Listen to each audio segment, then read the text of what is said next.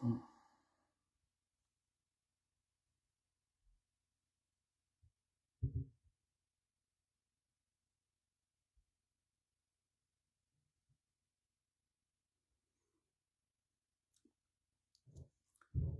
ko toli kala inde mum e yettore muɗum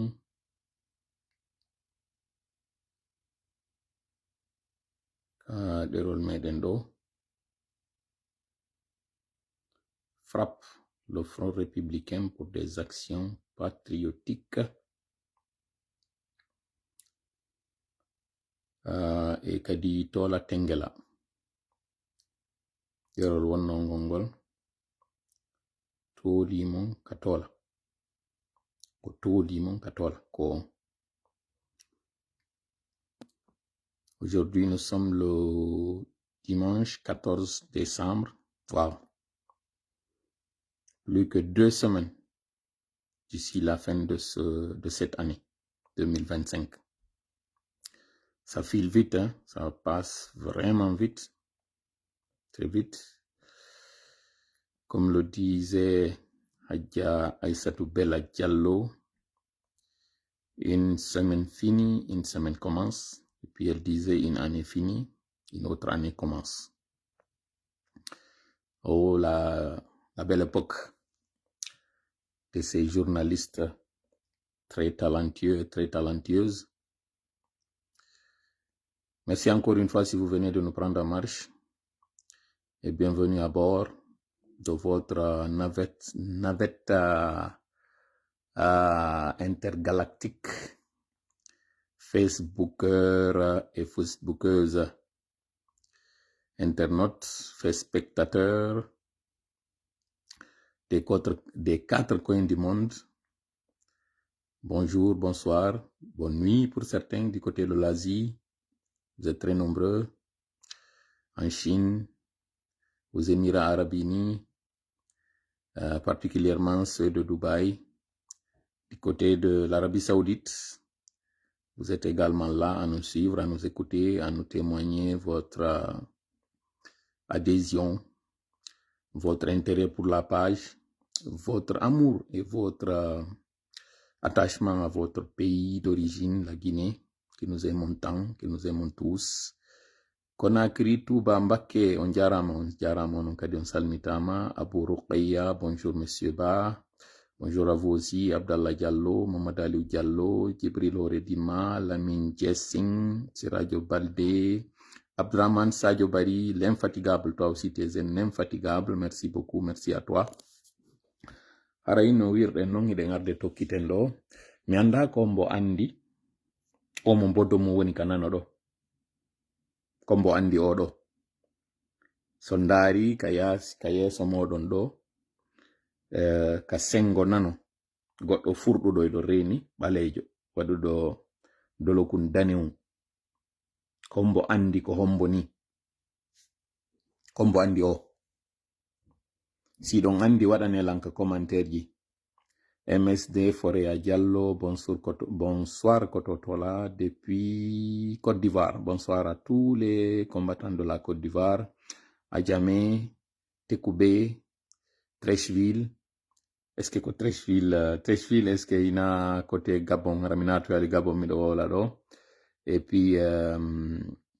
comment on dit,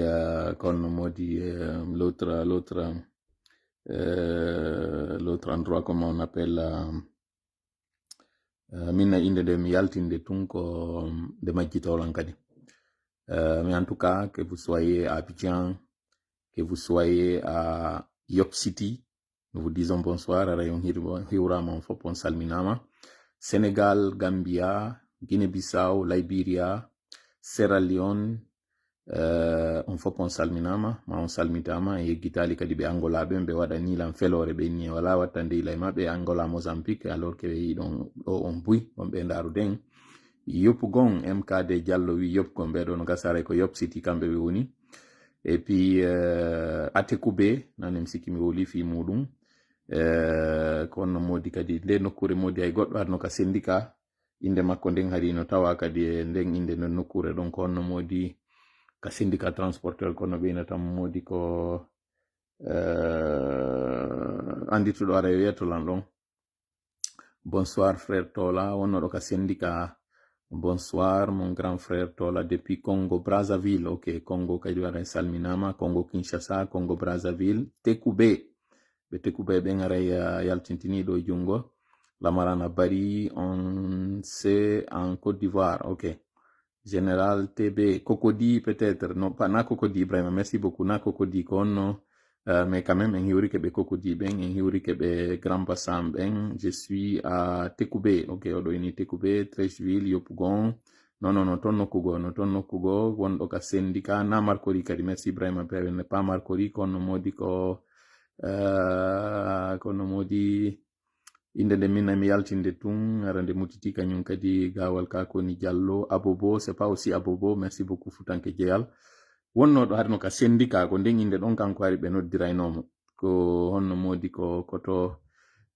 inde makko nden ari Atikubi nonono makko min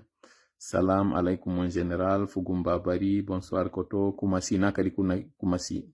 Voilà, toi, Abobo, c'est pas Abobo, na Kumasi, kono modi inde no kurende. Bon, ça va, c'est pas grave, ça reviendra. Wonnoɗo hari ka syndicat kanko ari ko ɗum ɗon ɓe jammiri mo ari ko inde nden nokkure ɗon nandi o waɗi mari ɗo sika ko jammore ni tum, mais finalement je me suis rendu compte ko inde nokkure nden. Chapeau mon général, haray wontirɓe Côte d'Ivoire ɓen on fop on hirwama on hiwritama. Miɗo mari ɗo landal ngal mi faala e landade. Adjamé le grand na kadi Adjamé, si tawi on dari o film wonɗo dow ɗo rencontre avec Joe Black, koko di Meet Joe Black, comme on dari on film acteur ɓe ɓen ko Brad Pitt, kañum e Anthony Hopkins, comme dari on film on ko yaltuɗo en 1998. J'aimais beaucoup le film. Et puis miɗo landi on tawsi on andi ko hombo woni ka nano ɗo. Inde den ara e joni ko parce que goɗɗo wolinde Yamoussoukro woɗɗa, inde den arta e joni Yamoussoukro oɗa ko c'est pas grave, ça reviendra, mais wolɗo fi inde Yamoussoukro on ɗo o waɗɗa. Je salue aussi les gens de Yamoussoukro. Oɗa ko Dimbokro, nokkure nden ko Dimbokro nde wiyete Dimbokro, kombo andi inde nokkure nden Dimbokro ko non voilà, ko Grand Dimbokro ko non ɓeynanomo Dimbokro. Est-ce que c'est pas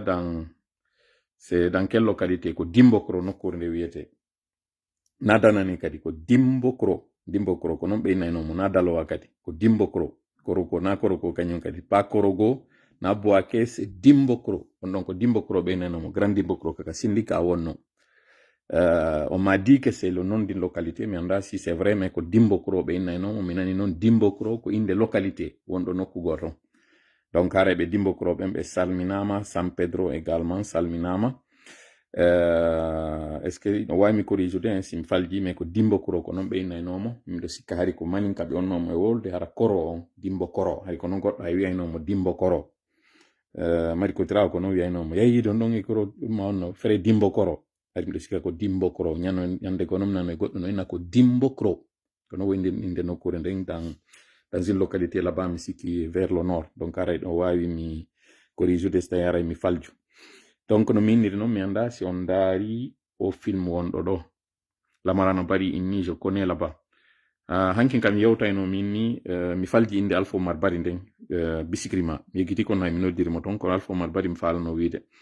Wa aleykum salam, on fo goɗɗo inni way je connais là-bas, donc ça veut dire mi faljali inde nden ko Dimbokro nde wiyete. Kombo andi o wontirɗo ka nano ɗo, so on anda wonɗo mi yaltinana on yi on mo. No woodi noon ko waɗi si mi faala on hollude o, mi martina ɗo martina o image ɗo en attendant. Ok, je vais supprimer cette image, voir qu'est-ce que ça va donner. Image on jaɓali Ça fait dit, c'est là. Ok. Johnny, au lieu de faire comme ça, je vais faire comme ça. Ok. Donc, Johnny, oui. Je vais faire venir le monsieur ici. Il y a un moment, ya. Donc, combien de fois, Fiko Koinete Lamu, Wadugol Doitum. Et non, do Jono Gassa Yimo. Ko président Jonum, Sierra Leone. Mi sikki ko strasa be natamo sina am fayo strasa inde makko ne me nanen dan watano mo anditude hande do hino nawni no wali e laptan sonji moƴƴa non tampi moƴƴa ko ɓeele laami nonu Sierra Leone et Sai hadi c'était les hommes forts de la Sierra Leone kala andituɗo mo no yo windu inde makko nen ka commentaire ji ɗo pendant que live meɗen on heɓi 10 minutes déjà à 15 nous allons commencer mais en attendant mi landike on si on andi oɗo strasa ko ɓeɗo waɗno coup d'état non Sierra Leone à un moment donné fewndo taw no Sierra Leone no woni instable capitaine Strassa former president of Sierra Leone Ibrahima Diallo andini il s'appelle Strassa oɗo e Mada Bio omo wonɗon yiide on hande ka laamu ɗon ko kamɓe fo arduno laamu kamɓe fo wonno golludude plus jeune président à l'époque tellement qu'il était jeune o iwayno Sierra Leone Freetown o ara o ama Conakry o hoota e nder jemma goto on tum hari je me rappelle fewndo tawno dans les années 90 fewndo inneteno hari Mathiaseng no feeti hari ɓe iwayno no Freetown jemma ɓe buusatelle wano 20 heures ni Freetown ma 19 heures ɓe buusa Freetown ɓe ara ɓe ama boîte ji ɗin Conakry Sphinx ɗum Climax et puis ɗin ɗi anduɗon ɗin boîte ji inneteno ɗin on tuma c'est des grandes boîtes à Conakry ɓe ara ɓe ama ɗon ɓe hoota wonde ɓe waala Conakry ɗon wonde ɓe waala ka village Bellevue ɓe waala ɗon ɓe hoota inne président Sarlon on hanki harno ɗo pendant ce temps hari compatriote ɓe makko no soñji Bellevue ɗon binde ka ambassade ɗon ambassade Sierra Leone on ɗon andi ko Bellevue ɗo woni hari rond-point Bellevue on ɗon ko ɗon wonno hari l'un des endroits les plus animés de Conakry à l'époque hari ko ɗon jeune branché arayno fotta hari si ari ka rond-point ɗon tu te croirais à Miami hakke ma ko tawno hari no animi hande ɗo hino neɗɗo on ɗo ko nawno ɗo hunde o gaynanta hoore makko laamu ko wattugol tu yila et ce message il est adressé à tous ceux qui sont aujourd'hui sur la sphère politique qui occupent plus ou moins des rangs qui pensent être invincibles, qui pensent avoir touché la lune ou d'avoir dompté le soleil. Ceux qui pensent être des intouchables. Voici un ancien président, capitaine Strassa, qui était à un moment donné un homme très fort. On disait d'ailleurs qu'il était le plus jeune président à l'époque. Je pense qu'il n'avait que 36 ans. Plus jeune que la gang de Mamadi. Et ils sont arrivés eux aussi par la force. Et ils sont arrivés pour gérer un pays anglophone. Un pays qui était sur le point d'entrer dans une crise, une guerre civile, qui allait coûter la vie à plusieurs citoyens léonais. Mais ils n'ont pas su gérer le pouvoir, la boulimie du pouvoir, l'excès. Ils se sont versés dans l'excès. Le voilà aujourd'hui. Malade. On ne peut même pas faire le lien entre les deux personnes. C'est-à-dire que si je vous présentais l'image du monsieur, comme je l'avais fait au début du live, et qu'après, je vous présente l'image du monsieur quand il était jeune, en pleine capacité. Voilà, quelqu'un a dit ici 26 ans.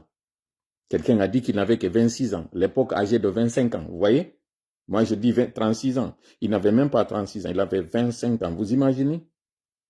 Vous imaginez ce jeune âge, 25 ans, arrivé au pouvoir. C'est pas pour rien que, pour être prophète, Dieu attendait que les prophètes aient 40 ans, l'âge de la maturité. Il y en a qui commencent, la révélation vient chez certains très tôt. Mais le stade ultime, on estime que l'âge de la majorité, la sagesse vient dans la quarantaine. Et là, c'est dire que Mamadi qui s'est permis de réduire son âge, mentir encore une fois. C'est dire, c'est juste incroyable. Mamadi est plus âgé et plus jeune que sa jeune sœur. Vous imaginez? Et ça saute aux yeux. L'âge qu'il a, Mamadi, son véritable âge, est en contradiction avec ce qu'il a déposé comme document. C'est-à-dire, c'est dans des pays, ça peut valoir déjà la destitution d'un président. Le parjure, ça s'appelle le parjure. Lever la main et jurer sur une chose alors qu'on sait qu'elle est complètement fausse. Mamadi s'est permis de le faire. Il le fait actuellement. Et donc, quel que soit l'âge, c'est pas ça le plus important. Et qu'il continue de faire ce qu'il est en train de faire, mais son message lui est adressé. C'est que quand on est en plénitude de son pouvoir, c'est en ce moment, au moment où on pense être le plus fort, c'est au moment-là qu'on est le plus vulnérable, qu'on est le plus fragile, qu'on est le plus faible.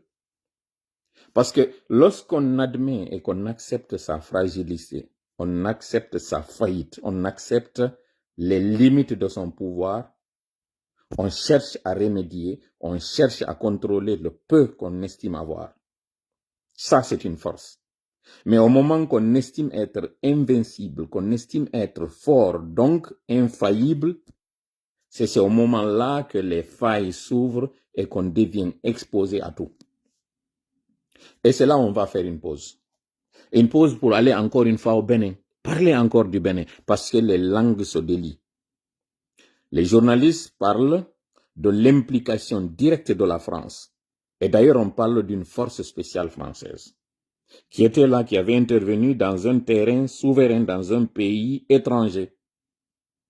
Et ce sont les mêmes journalistes qui sont en train de dire qu'aujourd'hui, Donald Trump est en train de faire de l'ingérence, il est en train de faire de la violation de territoire. Les mêmes journalistes, les mêmes plateaux, les mêmes médias issus du même pays qui sont en train de dire que lorsque Donald Trump est en train d'intervenir militairement sur des territoires de l'Amérique du Sud, que c'est une violation de territoire qu'il est en train de faire. Ce sont ces mêmes pays qui disent, ces mêmes journalistes qui disent que lorsque Poutine intervient en Ukraine, il fait de la violation, il fait de l'incursion. Les mêmes qui disent qu'ils quittent l'Afrique et qu'ils ne sont pas là que pour une coopération militaire strictement encadrée, que pour la formation, ce sont les mêmes qui ont ouvert le feu sur une armée futile, une armée mutine, c'est ça on dit, en mutinerie en tout cas, une armée en rébellion, mais c'est quand même des éléments qui se sont permis de tirer sur des citoyens d'un pays. Les langues se délient, c'est pas de nous. Ce sont les journalistes de ces mêmes médias qui nous font ces révélations. Mais c'est pas là encore le plus important. Le plus important, c'est que malgré la présence de cette armée, malgré la présence de ces services de renseignement français, ça n'a pas empêché que ce jour où l'armée béninoise, ou bien une fraction de l'armée béninoise, s'est permise de fomenter une colonne. Cette colonne s'est dirigée vers la résidence du président. Elle est allée d'abord vers d'autres résidences où elle a fait des assauts, et des assauts qui étaient une sorte de diversion pour que les énergies soient concentrées vers ces endroits et que l'endroit stratégique qu'il voulait atteindre soit mis à découvert. C'était ça la stratégie. Ça s'appelle de la diversion. C'est comme le boxeur, quand il veut atteindre la tête pour faire KO son adversaire, on tape les côtes. Quand on tape ses côtes, c'est pour que la garde baisse. Lorsque la garde baisse, et là on tape. Pour ceux qui connaissent la stratégie. Si ce jour-là, malgré la présence de tous les services de renseignement, il y a eu quand même attentat ce jour-là sur la résidence du président, c'est dire qu'on n'est jamais à l'abri. Et dire qu'en France, la coopération, au Bénin plutôt, la coopération entre la France et le Bénin, elle est plus explicite, elle est plus formelle, elle est plus officielle que celle entre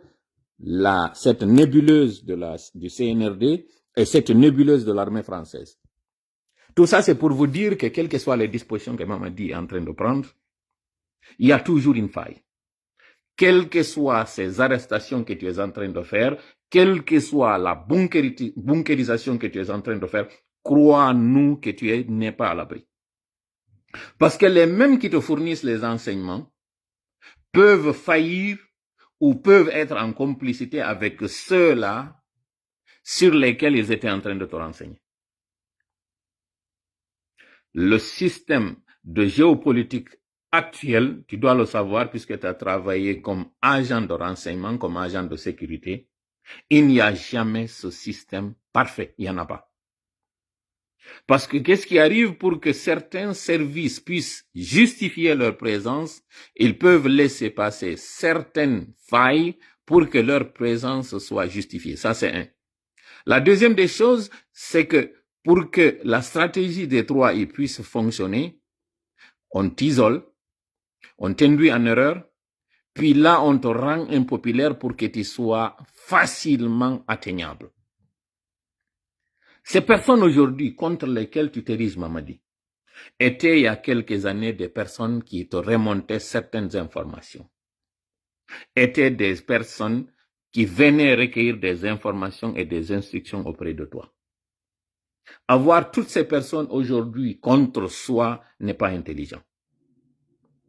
Quelle que soit la forteresse, il n'y a jamais cet endroit qu'on estime être à l'abri. La prison d'Alcatraz, malgré la présence des requins, malgré les dispositifs, malgré la froideur, la fraîcheur de l'eau, malgré le froid, il y a quand même 3 personnes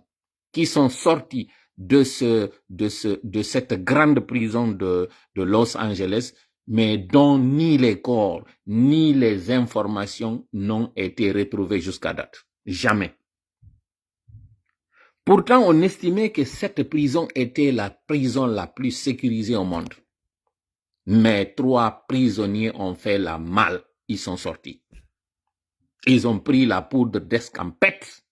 Ils ont pris la clé des champs. Ils sont partis. Jusqu'à présent, on n'arrive pas à les retrouver. Malgré tout.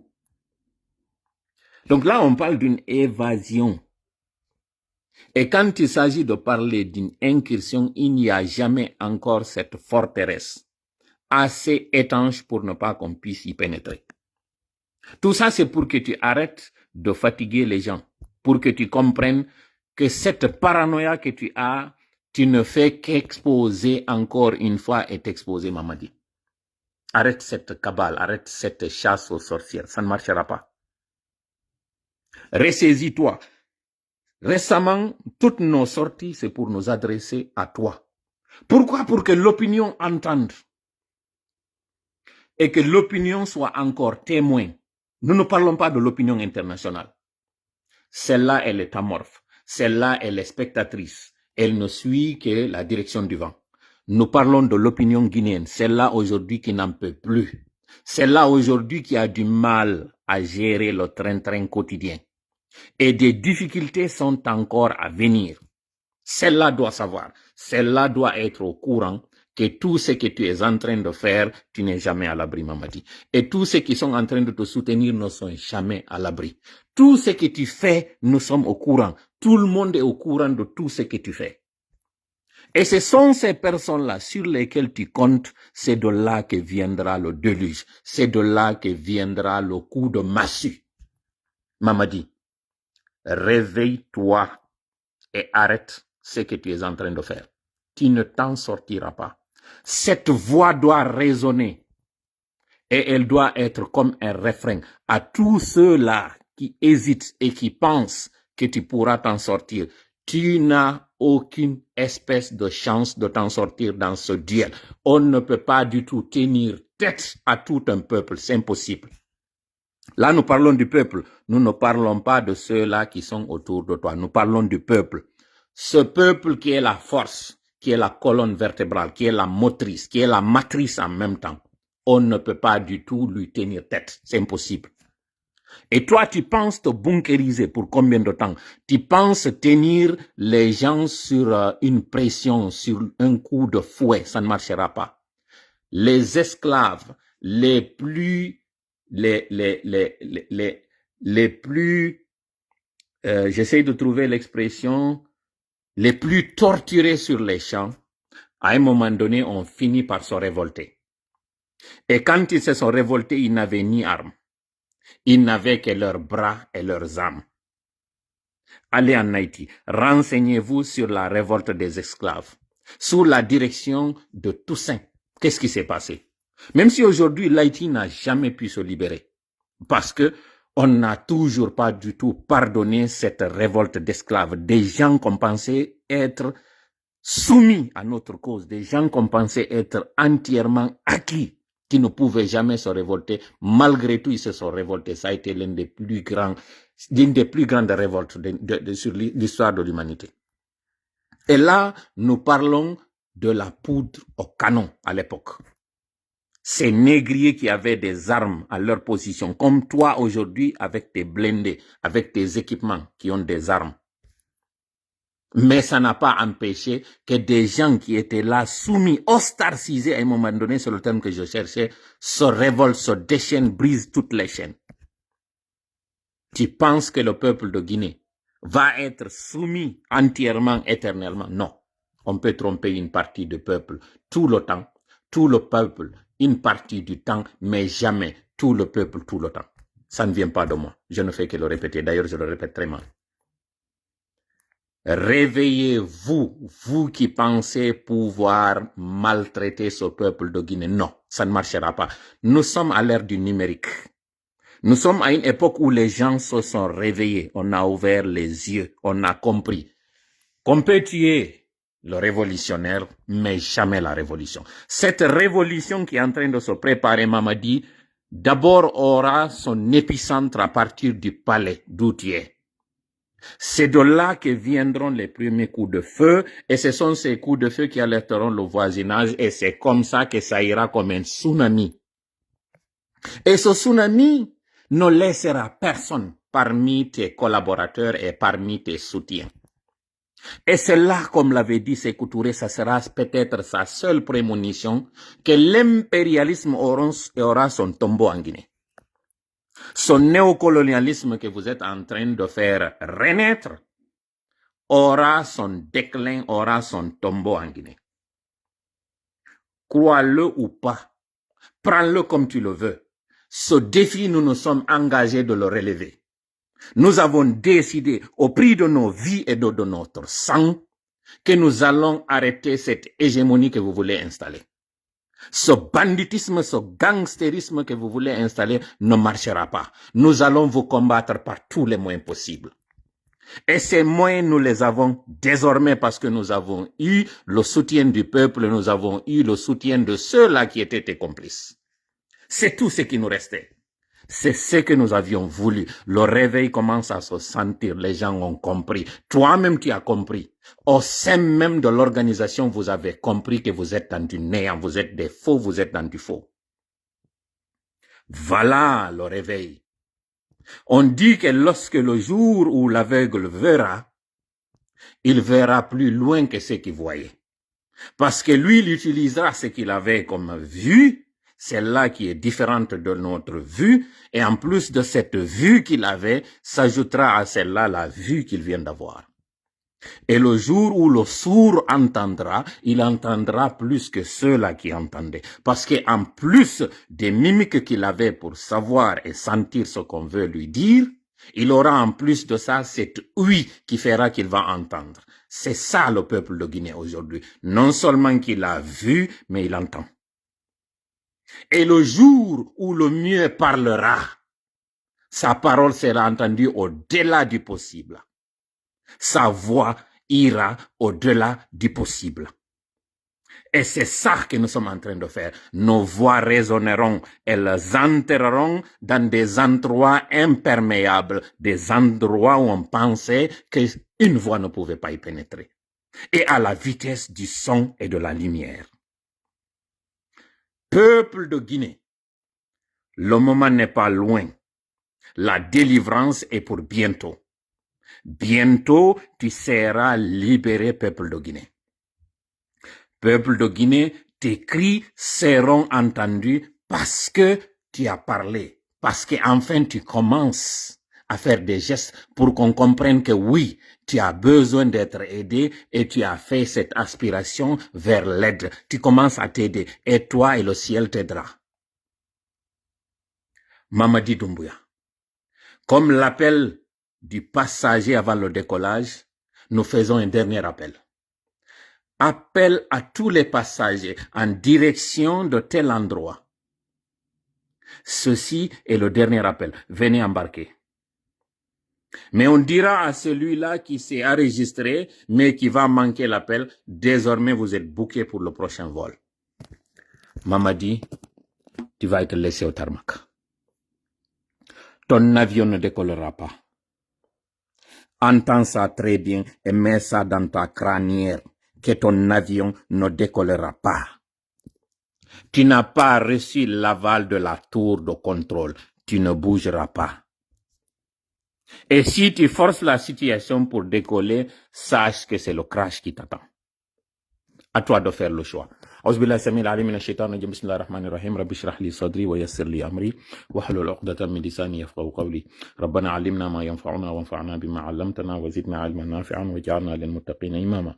ويكاد الذين كفروا ليزلقونك بأبصارهم لما سمعوا الذكر ويقولون إنه لمجنون وما هو إلا ذكر للعالمين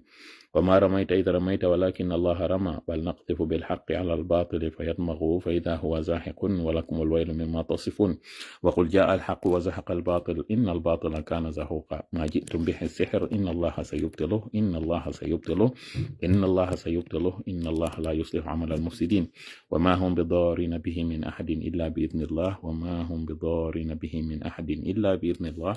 وما هم بضارين به من أحد إلا بإذن الله ولا يفلح الساحر حيث أتى فإن تولوا فقل حسبي الله لا إله إلا هو عليه توكلت وهو رب العرش العظيم إنا كفيناك المستهزئين والله يعصمك من الناس اللهم صل وسلم وبارك على نبينا محمد وعلى آله وأصحابه ومن تبعهم بإحسان إلى يوم الدين أما بعد نوير نون هاندي كو الله تي hawritu ɗum sappo e nayi lewru sappo e ɗiɗaɓre ndun e nder nde hitande guluje ɗiɗi e nogay e joyi hande ɗo kadi ɗen arde tokken ka taƴinoɗen ndeñande noon hande noon ko addi en ɗo ko lannitagol ko fuɗɗinoɗen ko ndeñande mi lando on ɗo noon wonande ɓe tawata haray en wi ko hombo ndaari o film Meet Joe Black. Meet Joe Black ko film mo tawata mi itta ɗo ngo mbodo ɗo fiyo waw yide seeɗa konko mi faala yo yiwde ɗo o ɗo yafe mi itta ɗo voilà ok mi stabilise o image ɗo ok haray o wiyeteɗo ɗo Brad Pitt mo waɗi film mo tawata mi lando on ɗo si tawi hara on innama ɗo joni iɗon heddori lebbi seeɗa wurgol ko honno wawton yahon ka laptan ɓe yeeto hiɗon mari nawnare ɓeyna noon nden nawnare ɗon ko heddori ɗon ko lebbi no gasayi ɓe inna on jonte ma ɓe inna on balɗe kon ɗum waɗoton ma yeete ɗon goɗɗo mo anduɗon no mari nawnare o happanama e nden nawnare ko honno wa'oton e makko ko landal tum woni on e landade o yiyay noon ko ɗum waɗi sim landani on ɗum mi fillito landal ngal yahon ka laptan waɗugol consultation ni tum n'importe laquelle docteur on yeeto on résultat ji ɗin ari hiɗon mari lebbi tati ma lebbi nayi ma lebbi jeego en tout cas do o happana on hande kadi gurdan ɗam marɗon ɗan ka hoore leydi ko honɗum waɗoton e ko honno wawton landal aranal ngal on ɗon non yeetaɗo ɗum arta ka galle tawa ɓe ngure makko nden noddita ɓe yeetoɓe inna bon miɗo yiwi ka laptan mi yeetama ko balɗe hasaba nangam mi heddori ma ko jonte hasaba nangam mi heddori ma ko lebbi hasaba nangam mi heddori ono yeetaɓe ɓen ko honno wa'oton e on ko ɗe ɗo won lande ɗiɗi ɗo non yon jaaboɗe ɗo ka commentaire ji ko tawata mi jangoyay arten e o film ɗo mo ɓe inni ko Meet Joe Black. Meet Joe Black ko film waɗaɗo en 1998 ko sur acteur jo wiyeteɗo Brad Pitt e mawɗo inneteɗo Anthony Hopkins woni ko waɗi film o e jiwngoyno ɗon kañum kadi kun tawatana kun ɗon woni le plus important miɗo anditi film on mi ndaronomo ko keñirawo ngaddannolan noon hadi film on tum hari ko ciné club hari woduno mi ndari film on mi jangi piiji buy e makko film on ko goɗɗo wonno ardiɗo e golle tawnoɗo no wondiri noon e yimɓe makko ɓen ka golle himo huñƴi e maɓɓe o teddina e goto ha jaka e goto mo ndaari ko tawi kon kanko mo mari mbuuɗi o yewta yimɓe ɓen no faalira o mettinana yimɓe ɓen no faalira mo mari non jew mo mari ɓiɗɗo ko hay ɓeygure makko nden o alanaɓe tan o ha jaka koko faala o waɗata ñande gore mo waali o fiida wawasi ɓernde makko nden daroto o fina so fini o nana goɗɗum no wayi wasi hito no yewtamo o yalta o sikka o nanali moƴƴa o immo o yalta o fuɗɗo golle makko ɗe waɗa ñallal makko ngal o hewa ɗon nokku goo tun kañum kadi wasi ɓernde makko nde daroto wawasi ko are cardiaque o woni wadde o jogo ɓernde nden tun jogango makko ɓernde nden o nana kadi hito no waɗa gon hita yinnoma wuyi ko ɗum tun woni nande no wiya tun wuyi no wiya tun wuyi ko ngo hito woni nanude neɓaɗi o yoya yeeso goɗɗo no naata tawamo ka nder suudu ndu tawata bafal ngal har no on mbi mo mari yimɓe wonɓe aynude bureau makko on na wonɗo arta naata nder ton goto susatamo o wiya noon goɗɗo eno naata o ɗo wonnomo e wowlande innamo wuyi o inna on kon wonɗa lan wiide wuyi o inna ko mi ari ko jaabagol ko wowɗa landade hoore ma ñande fini weeti o inni kon wonmi e landade hoore ko ñande mi mayata o inni ngal landal ngal wonɗa landade hoore ma ngal tawata ñande finuɗe wo e landoto hoore men ngal ko ndetuma woni saayi o par ce que mi yetinoke ñande go e live minni kon ɗum fotini adna on koko tawata kon en anda ko ndetuma mayete anda kon ɗum watta janngo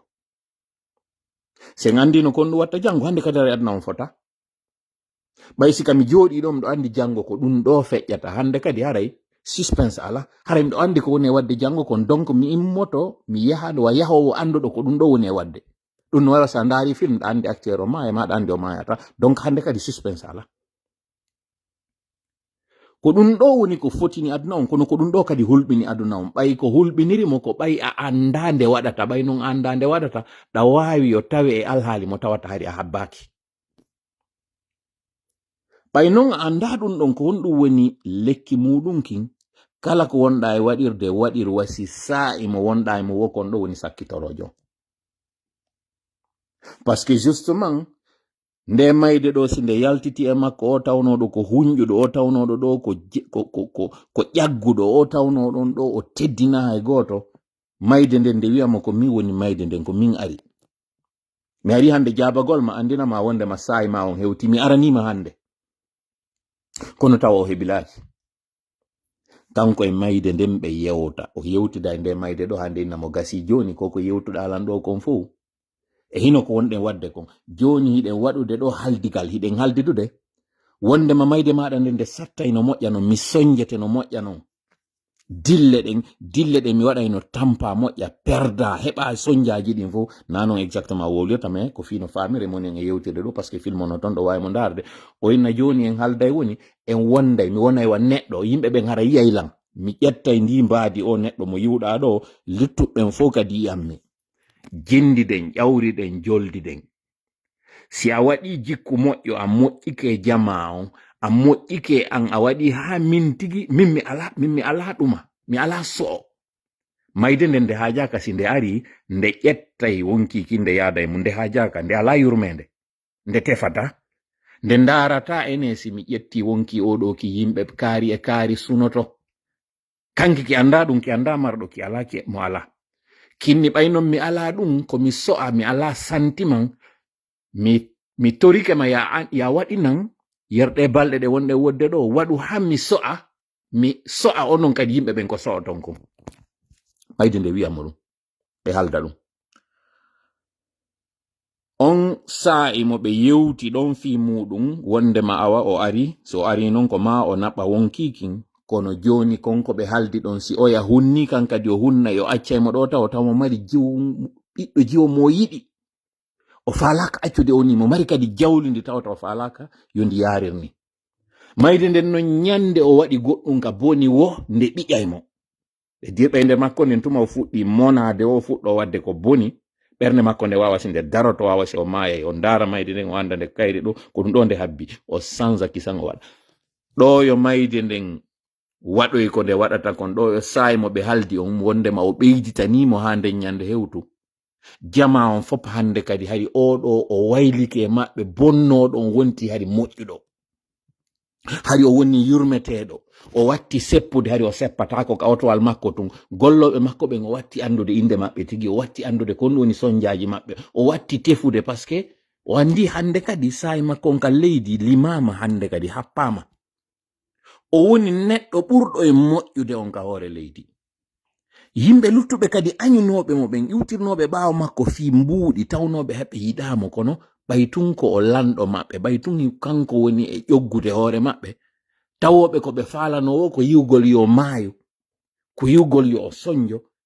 hande kadi sabu ko moƴƴi e maɓɓe kon kamɓe kadi hande kadi tawi ko ɓe faalawo ko yo wuuro ɓe falaka hunde e waɗumo kon ɗum woni ko mi faala yaltinande en e ɗum ɗo si aren noon e live o naɓɓa suye mon ɗo yiide ɗo fop senerde no waɗa e kala ɓe annduɗon e nder ɓeygure moɗon e takko moɗon kala ɓe on ɗo yiide hande ɗo no immo ƴogga e hoore meɗe waɗa ɗum ɗo fof ɓe yeggiti ko innete kon neɗɗanke ɓe yeggiti ko waɗi ɓe kon neɗɗanke ɓe yeggiti mayde nden hinde waawi konkude e sahi kala ɓe yeggiti aduna on e wiyeede o lannali taw ñande kamɓe lajal ngal ari wara yadna o landi nden ñande haray gutufal ngal kamɓe wuttaniɓe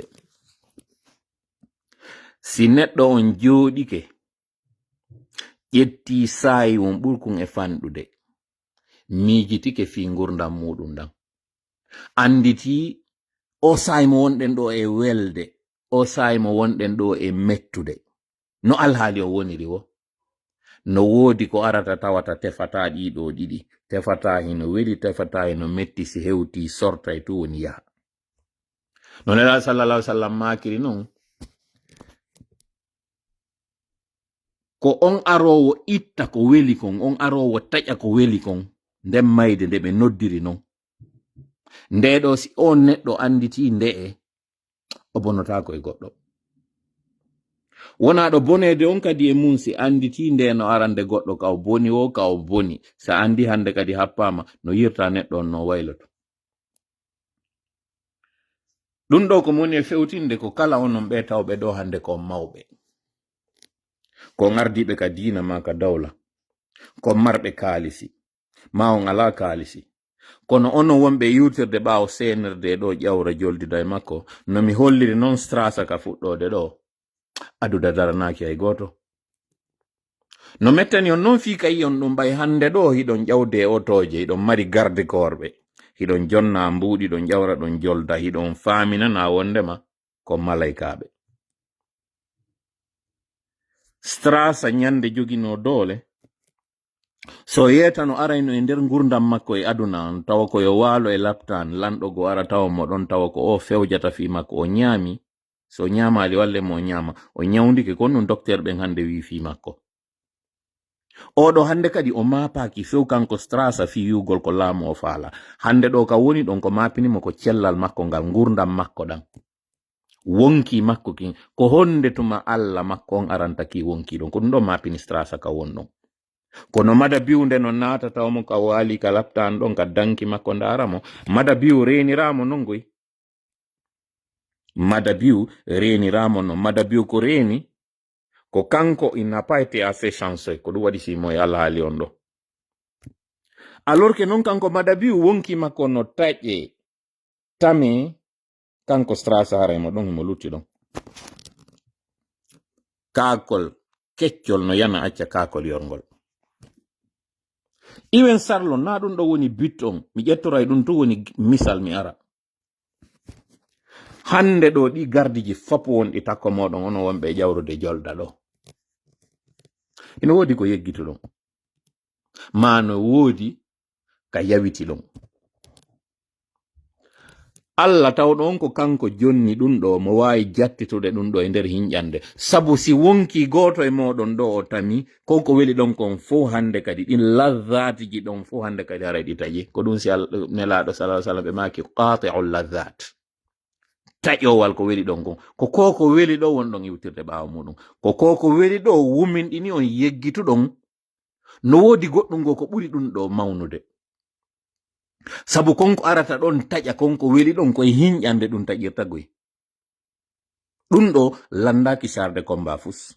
mi adinoke mi fewtimo kanko mamadi mi yeetimo ka woni ɗon o sécurisaki mi wuri ɗum e français nanoɓe français ɓe nani mi aranama noon an tawowon hina e pale wonɗa ko an ɓuri exposade ñande 5 septembre waɗi no woodi ministre ɓe nden ñande tawnoɓe hari ɓe hooli hoɗɗi ɓe feƴƴi hande kadi ko wiyete wabilire nden lanni hande kadi min jewɗike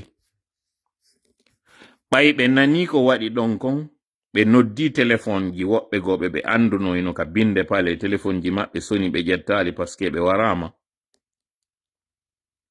wonoy ha neɓi seeɗa ɓe yiyoy ko waɗi kon ɓe yimɓe ɓe yalti ɓe yoy tigi padre ne nder otowal ɓe hoolanoki hakke ma ko tawata ɗum ɗo satti woɓɓe e maɓɓe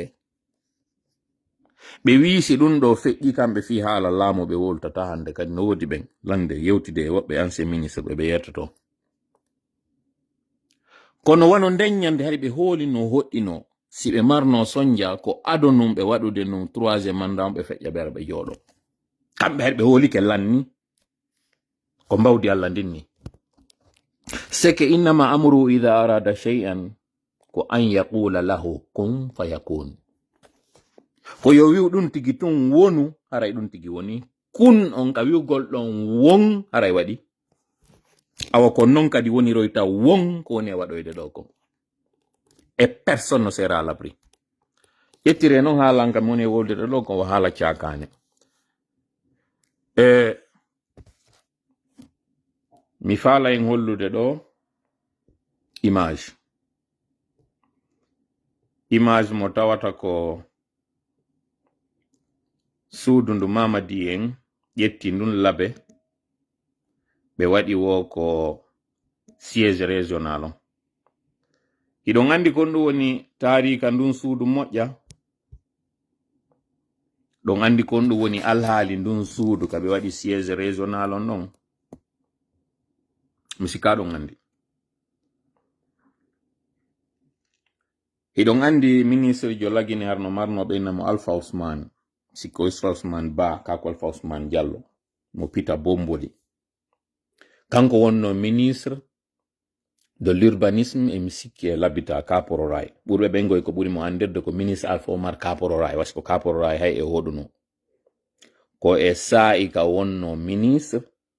cuuɗi ɗi liɓano Kaporo Ray comme par hasard ko tuma wiyeteɗo Ousmanijo ari wo ka urbanisme et habitat pullo wulla comme par hasard oɗo ɓeygu makko ko ɓe laɓe mi ala wolde fi maɓɓe on kamɓe moƴƴa parce que c'est pas ça le plus important hari kala préfecture o waɗuno suudu ko ɓuri kon préfecture ji ɗin kala himo mari suudu en tout cas Pita ko kanko jeyno ka sogel o wonno ɗon anduɓe ɓen Pita Escadi sa feƴƴi foreje ɗen giɗa hammirde ka makiti ka nano ɗon hari meɗen marno ɗon kami innayno ko sabere woɓɓe inna ka banque lemunneje ɓe inna ka banque ko ɗo wiyete ka banque mi andaki ko banque wonno ɗon isko won ɗum kono hari lemunneje harno ɗon no awano ɗon ɗon no janɗi ha woɓɓe kadi inna ɗon ka temple suudu makko hari no ɗon nun ndu tawata fewndo événement ji ɗin waɗuno en 2007 ɓe arno ɓe yani ɗon ɓe bonni ɓe lanci ɗon même en 2000 quelle année kañum kadi nun événement kañum kadi waɗno ton en tout cas tuma événement ji waɗnowo ɓe arayno ɓe lanca ndun ɗon suudu ndu wonɗo yiide ɗo ɓe waɗi siège régional GMD on ndu suudu ɗo kañum kadi mi laras image on wawa yaltitude ɗo je ne la retrouve pas un peu mais je pense que je peux faire un effort mi holla on ɗo suundun seeɗa parce que commentaire ji ɗin ɗi majji mi acciɗi yiwgol comment faire ok ajouter l'image ok ɗo suundu ndu suudu ndu wonɗon e yiwde ɗo ko Alaji Safiullahi humpodiri e ɓeygu makko kanko Alpha Ousmane suundu harno yeeyede kandu lancano ɗon kon andi no wawi wangi cuuri wongi ngimo no route de prince no tipporde yaya hamdallahi ka tour eiffel suudu militaire jo arno ka nano ɗon tuma memmina no wari yimɓe ɓe arayno ɓe lancandu hay sundu yeeyita goɗɗo goo kono tawi tuma memmina o ɓe ara ɓe lancandun suudu kamɓe kadi ɗo ka andugol maɓɓe sundun tuma événement waɗi wondu lancete no ɓe décidi yo ɓe yeeyitu ɓeygo makko ari wonno yeyde ɗon mamadi ko ɗo ye ƴetti ko ɗum taw andirta il est très mal conseillé sabu no woodi otoje no woodi cuuɗi no woodi leyɗe no woodi piiji ɗi tawata koye ñalande ñande inete no farilla no ittade ɗin kanji ɗi waɗa e gandi no woodi saayiji e nder aduna on ka tawata mi wata jonnude on preuve scientifique minna on par a plus b ko ni ɗum ɗo woniri hino si a waɗi ɗum ɗo ko ɗo yaltoyta na kadi wi'ugol wo ko sirku c'est à dire saayiji ɗin kala ɗi mari saayi en fonction nge nge wonɗo yiide ƴawgol magge tippo ka tawi ɗon argol naata saare nde tawata nden woɓɓe arno naatugol e mayre fiyargol récupéra nde o inneteɗon ko honno ko oya honno ko yusha ɓeynamo jesua fiyo aro naata ka nder saare hormortende saare teddunde nden jérusalem hay ɓe marno toon saayi on kon tawata koye ɓe geru ɗo yo kun ɗon naatude asewe on naatude koye tawɓe naati kono fiyoɓe fuɗɗo aso on koye alkamsa on ɓe prépare noon aso ɗon fi argol waɗa naatugol ngol e nden ñande jumare nde c'est pas pour rien ɗum ɗo waɗira no ton awa no woodi jawle goɗe tawata hiɗay jang ha waɗa jungo ma e majje ɓeɗo noon ils l'ont induit en erreur ils se sont induit en erreur ko ɗon ɓe waɗi siège régional on préfectoral on kan ɗum ɗon komi nani ko galle goɗɗo goɗe tawata ɗen ɗon ɓe darna ɗum nduɗo o darnu ndu ko jawdi o ƴetti o soodi ha gasi groupement fo spécial ari ayni sundun ha ndu garna darnede pick-up je i waali ɗon alaji safiyullahi noon hiɗon andi ko on ɓe woni ɓe ɗon andi koye ɓe gure on ɓe jeeya hiɗon andi kañum kadi rôle mo ɓe woni wadde on hiɗon andi kañum kadi rôle mo tawata on kañum kadi frère jo maɓɓe kañum kadi no wadde ɗum ɗon fo hiɗon andi ko ɓeeɗo hayli gite ha tawi ko ɗum ɗo woni jonnude kañum mamadi soodini mo ndu suudu ɗo o soodi ndun ɗon on darna o siège ɗo ko kanko jeyi na wi'ugol dey koko luwa ko gmd parti makko on jeyi nden nokkure ɗo siège préfectoral on kanko goɗɗo mo suka wonɗo extérieur norvège mi sikki o woni soit norvège ou danemark ou en tout cas do pays scandinavia ko ton o woni sikki mo jontaɗo inde makko ni ɗo andi mais ko on ɗon woni ko luyni ɓe nden nokkure ɗon bref ɗiɗo information ji fof mi sikkan wawa ɗi heɓude dans un média comme ça on famata noon kon ɗum kadi waɗi simi wonni on yaltinande ɗi information ji ɗo maintenant are noon e candidaɓe ɓen ɗo ɓe tawata ɓen ko ɓeeɗo woni e yaadude e muɗum kayna ɗo ko compétition ɗo yen arde ɗo e spécimen mo tawata on ɓe waɗi ɓe inni ko on ɗo yahirte votiroye mi faala yen aru e ɓen candidaɓe ɗo ƴettiren ɓe ɗo goto goto Yero Balde, Makale Camara, Abe Silla, Faya Minimono, Ablaye Kuruma, Nabe Mohamed, Keta Elaj Buna, Kanko Mamadi Doumbouya, Elaj Tunkara. 9 têtes, 9 personnes. Il y a sur un terrain régional. E wolina nenda fi siège régional. Il y a non joni kanyum kadi sur un terrain ethnico-régional. Mi wino e nda nyande tunkaraɓe ɓen hiɓe tawa e maninka hiɓe tawa e fulɓe hiɓe tawa e soso woɓɓe inni ko sarankulleɓe woni tunkara no wodi sénégalais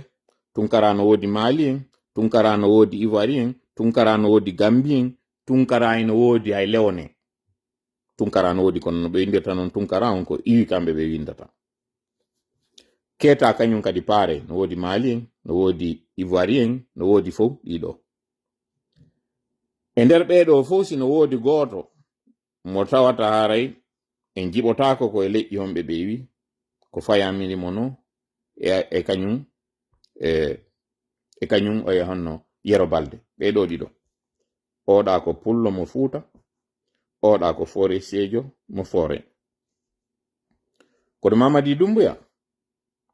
Doumbouya ɓe no wodi Côte d'Ivoire wano sen ƴetti ɗo Dumbiya, kamɓe ko Dumbiya ɓe wiyata ɓe, wano Tiken Jaffa Kole ko Dumbiya. Origine makko on ino inna ko Mali,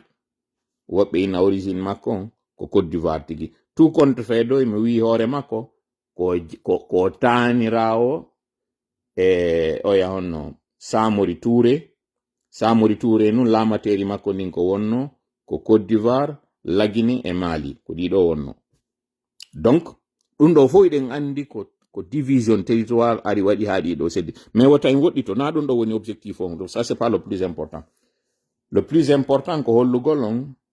ingéniosité conseil ɓe Mamadi ɓen kono ɓe conseiller mo no yara o élection ɗo.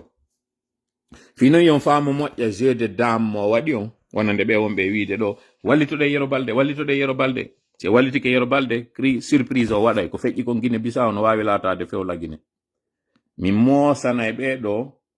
mi moosanara ɓe sengo ka sera karawa mi moosiranta ɓeɗo, c'est-à-dire je souris du coin de l'œil. ɓe kirɗa e lam ɓe yurmanmi kañum kadi. Fewndo ka Aliou Ba fuɗɗi heɓude ɗo probléme ji makko ɗin,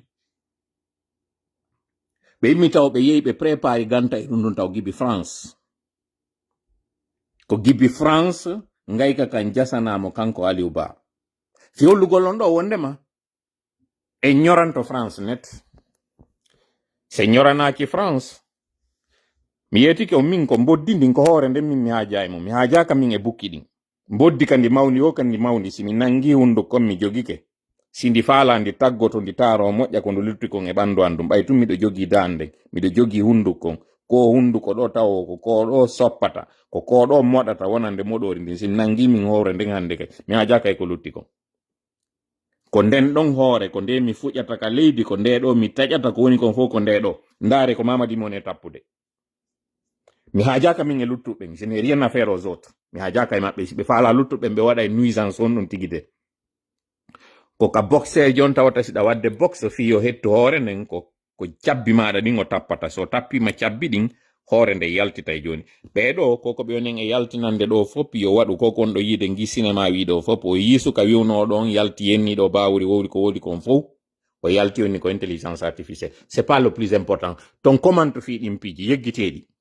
c'est pas là le plus important. Hoore nden mawndu gooki ndun ko ndun ɗo wonɗe yewtude fimu. Min non joni ɓay tun mi yi niveau on ka wona kanko on hande kadi o yani o gaynama naade des pièges on o yani ko hooreɓe makko ɓen ko ɓen ɗon pression o waɗete hoore mum. Tant que France heɓali ko heɓi kon Mali, heɓi ko heɓi kon Burkina, heɓi ko heɓi kon Niger, e wawata hettodirde e Mamadi, e wawata famotirde makko, par ce que kanko tun sans au service de renseignement ɗo, sans que ɓe conseil ɓe makko ɗo en communication en stratégie,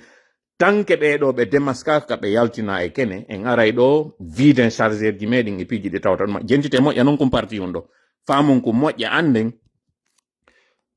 Mi yi hankin ka commentaire ji Ibrahima Bano inna koyo imme yahani ambassade France on. Ambassade de France on n'a rien à voir ɗo. Koko woni e wadde lagine ɗo décision ji mum ɗin ko France woni e yiwde a Paris, ko Paris ɗum woni immade yaha waɗe e nder valise je, waɗe e nder courrier je ɗum immo yaha hewto ya lagine. Donc kala immiɗo ini no sotanade ambassade de France on Conakry, déjà taw o yiɓe militarise Conakry kalumo ɓe waɗi joni natowo e yaltowo koyo filtre ande hadi ara non ko natowo tun wona wiede no contrôlede. Joni non yaltidoɓe ɓen kañum kadi e information ji ɗin joni na information fof yalto e nder kalum. Kalum waɗama hande kadi presqu'île, hande kadi n'entre pas qui veut, ne sort pas qui veut. Ko moɓe faala natata, ko moɓe faala yaltata. C'est-à-dire il a tellement une paranoïa wata information fus yalto ka nder pale, wata fus sompito, wata jama o andu fus, que même joni hay yalto won sa yaltida e saku maɗa kun joni ko a fuyeteɗo à partir d'une certaine heure. Ɗum ɗo holli côté fragilité on, côté fébrilité on, côté panique mo ɓe jogi on, c'est-à-dire o hoolaki hande kadi hay conseil ɓe makko ɓe, parce que information ji tolano arde jonna ɗo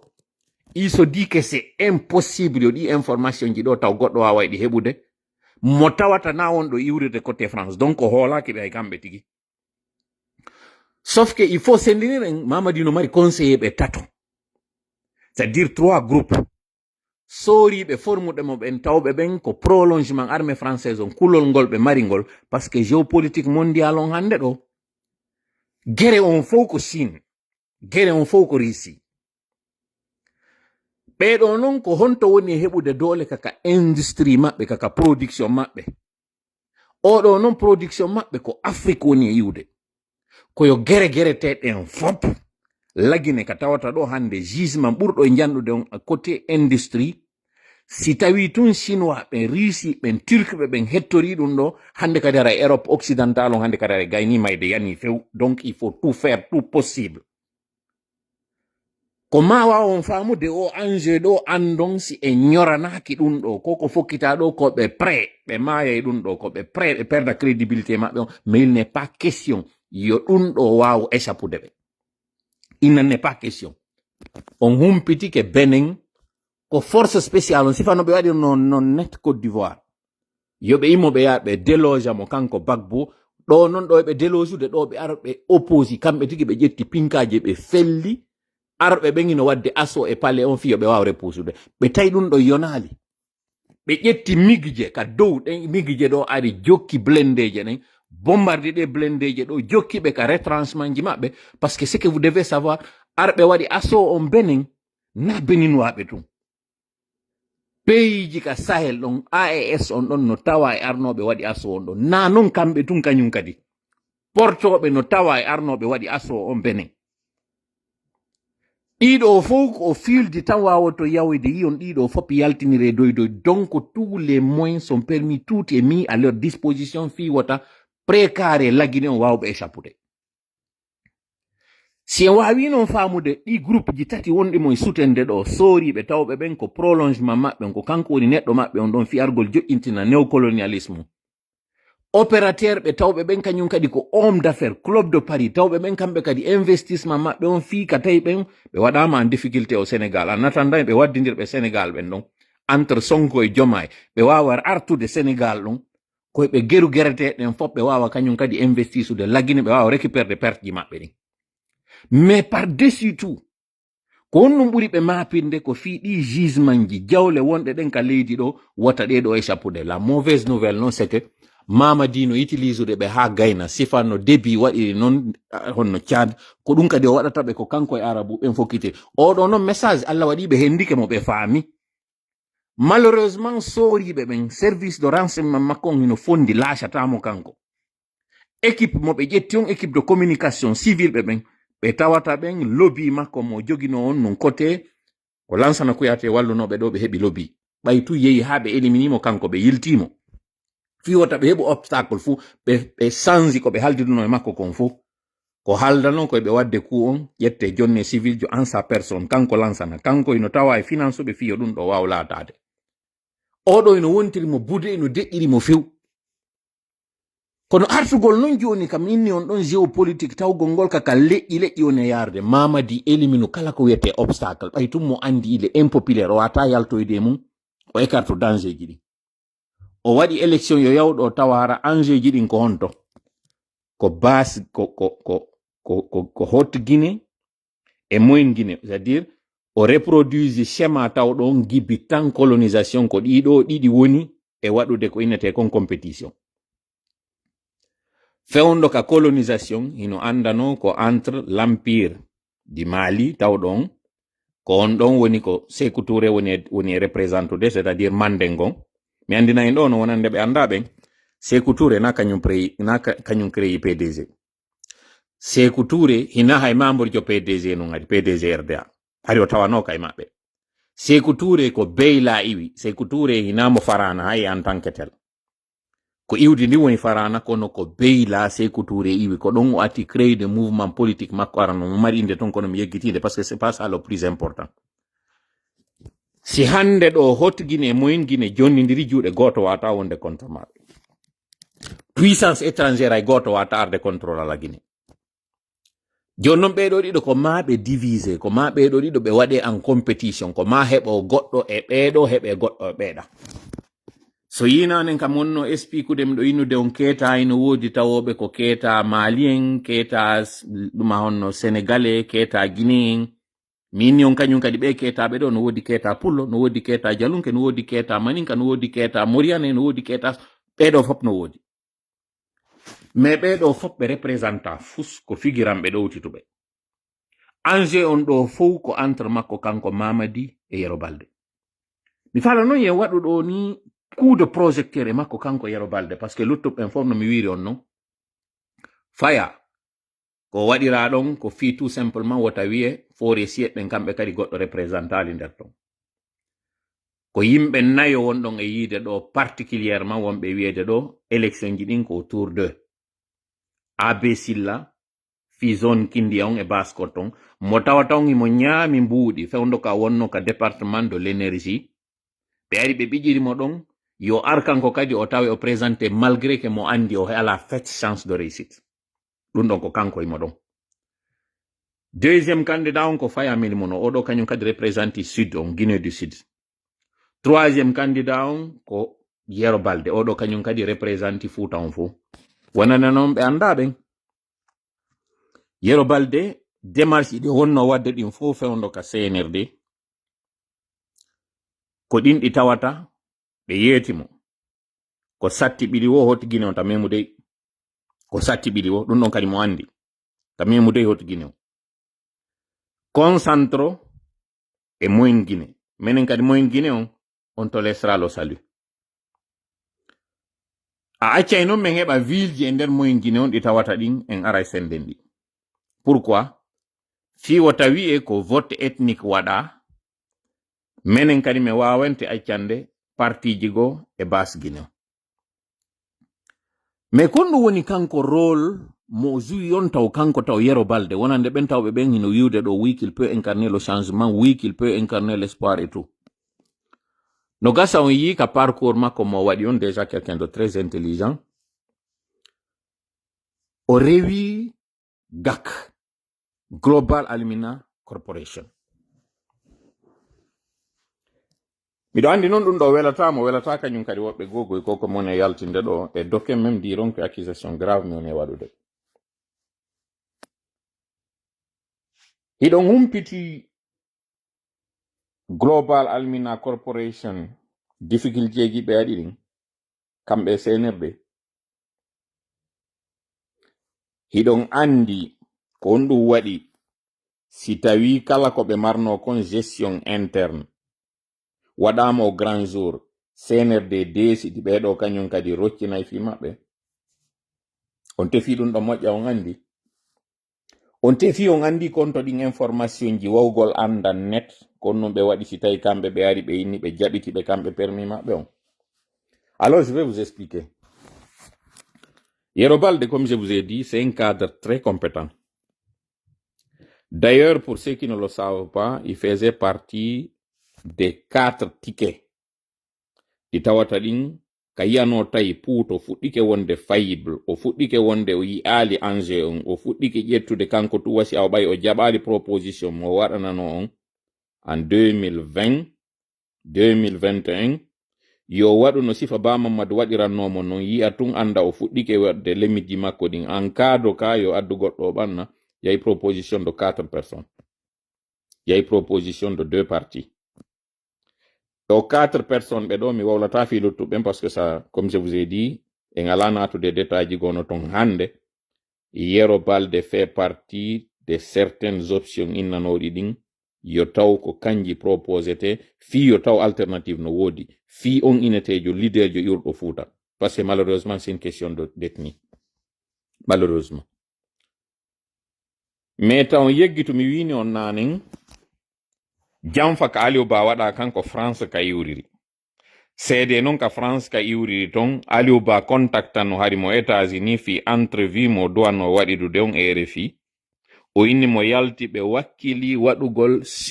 ɓe waɗa sursis e on émission ɗon alors que ko émission duwanoɗo e waɗede ɓe inni mo ko kanko e Bawuri woni arde ƴawdido e plateau o jaɓi ko tawata ɗon oui il considère que Bawuri c'est un leader politique Bawuri c'est un premier ministre e Bawuri ko tawɗon hino mari un parcours académique et politique tawɗo oui mo wawi yewtude sifa on ɗon parce que il est candidat à une présidentielle malheureusement o yiforowol banana ngol ɓe waɗi mo ngol ɓe habbi ha o hewtito e lagine ɓe addoy mo ka plateau ɗon ɓe poseni mo ɗin question ji ɗi tawata ɗin cnrd no anduno question ji no andi kañum kay konno wonata réponse ji ɗi ko ɗiɗo ɓe utilise ɓe waɗi fiyo kanko Aliou Ba yo naado e ka kaso. Donc il fallait kanko écarté taw ɗon kanko jaɓali marsandude maɓɓe o jaɓali hay fewndo inneteno cnrd no kellanede yo jaɓu poste ministériel ɗum ɗon o yeytino ko en ɗum e parmi wonɓe ɓen fof modèle ko adenjo gooto tawɗo d'ailleurs ko gorejo amen iwi ka nder parti modèle wawi tawdude ɓeɗo ɗo hande mo tawa ɓe wonɓe wadde ɗin démarche ji ɗo Fouta fewndo ɗo fi wonko wigol waɗangol kañum Mamadi o campagne wonɗo e wadde Fouta porte à porte mo ɓene wiide mais c'est pas ça le plus important.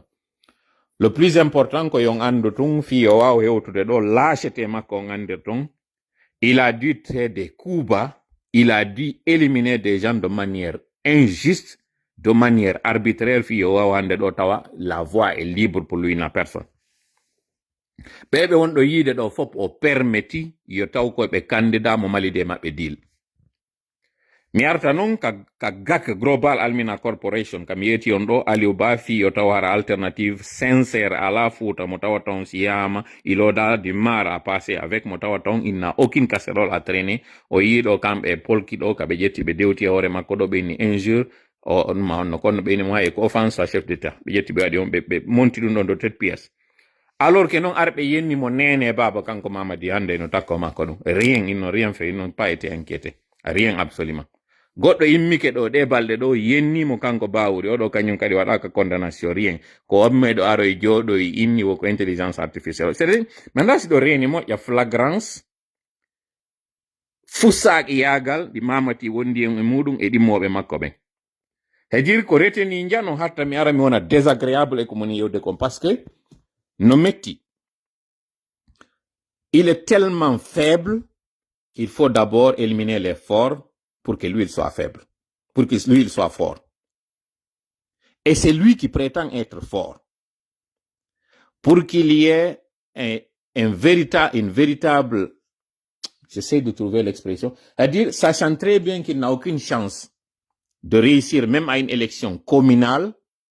et là il s'engage pour une élection présidentielle, il a fallu d'abord trouver des moyens sur comment suspendre l'URPG, comment suspendre l'UFDG, comment créer des faits problèmes dans ces partis. Parce que c'est des partis forts. Ils ont trouvé des moyens sur comment empêcher même des leaders de s'inscrire dans une liste électorale. Ça, c'est au cas où il y avait un renversement pour que ceux-là soient au moins éligibles. Il s'est assuré qu'il n'y ait même pas de risque à ce niveau, qu'ils ne soient même pas sur une liste électorale. Ça, c'est déjà un signe de faiblesse de celui-là qui veut aller dans une élection. Il s'est assuré, comme le python, qu'il n'y a aucun danger. Il a écrasé les os de sa proie. Il l'a tétanisé, il l'a rendu il a paralysé sa proie avant de venir l'avaler. C'est-à-dire que la stratégie du CNRD et de GMD, c'est la stratégie de la vipère, mais la stratégie du python. Cette anaconda qui vient pour avaler sa proie, il faut d'abord faire des nœuds, il faut faire des pièges. Mais il faut aussi surprendre sa proie, la mordre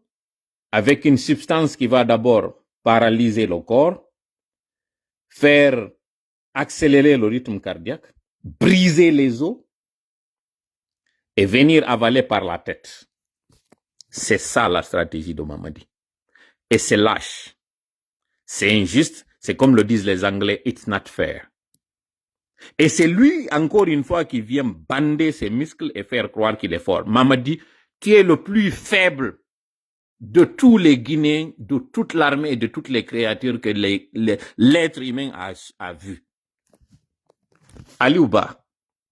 n'a pas un grand parcours politique. Mais pour que Aliou Ba soit écarté comme danger, vous avez dû fomenter des coups, des accusations montées de toutes pièces farfelues pour que Aliou Ba soit condamné. Tu as vu? Tu vois, aujourd'hui, aux yeux de l'opinion, tout le monde voit que Aliou est plus fort que toi. Tout le monde voit que Alpha est plus fort que toi. Tout le monde voit que Sidia est plus fort que toi. Tout le monde voit que Sello est plus fort que toi. Tu as choisi ceux-là que tu sais que oui, vous avez fait des collisions ensemble, vous avez intimidé certains, vous avez pris des informations ça et là, ils vous ont aidé à éliminer d'autres.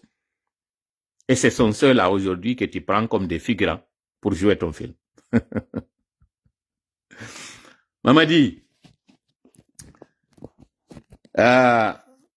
une chose t'attend, mais ce qui est sûr,